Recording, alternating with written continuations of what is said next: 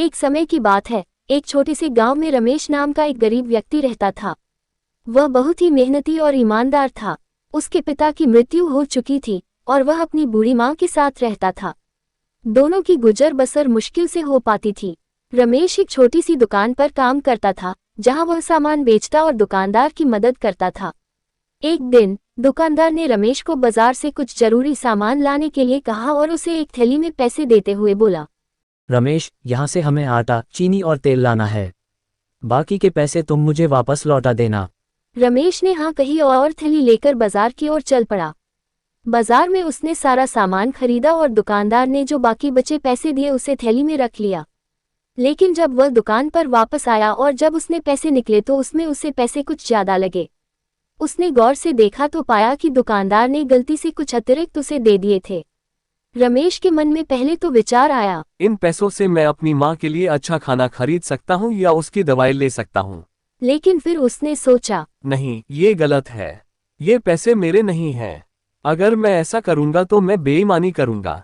वह तुरंत दुकानदार के पास गया और बोला, साहब, आपने गलती से ज्यादा पैसे दे दिए थे।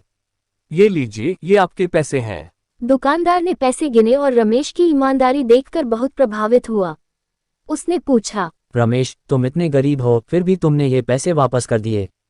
तुम्हारी ईमानदारी सराहनीय है। रमेश ने मुस्कुराते हुए कहा, साहब, ईमानदारी ही इंसान का सबसे बड़ा धन है।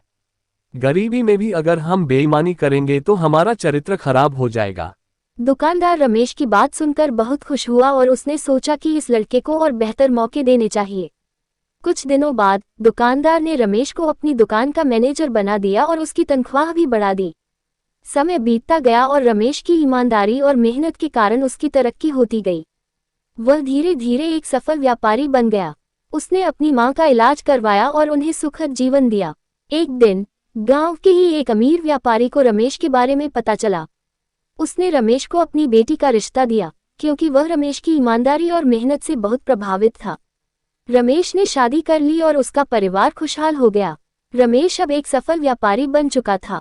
उसकी ईमानदारी और मेहनत ने उसे गांव का एक सम्मानित व्यक्ति बना दिया था। उसकी शादी अमीर व्यापारी की बेटी प्रिया से हो चुकी थी और दोनों खुशहाल जीवन जी रहे थे। लेकिन रमेश को अपने गरीब दिन याद थे और वह चाहता था कि वह दूसरों की मदद करे।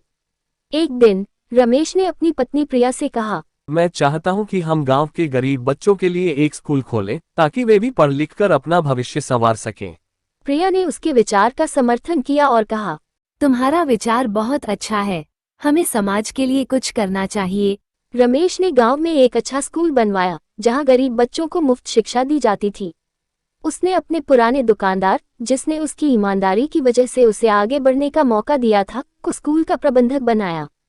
एक दिन एक बड़े शहर से एक धनी व्यापारी गांव में आया। उसका नाम राजन था और वह रमेश से व्यापारिक सौदा करना चाहता था।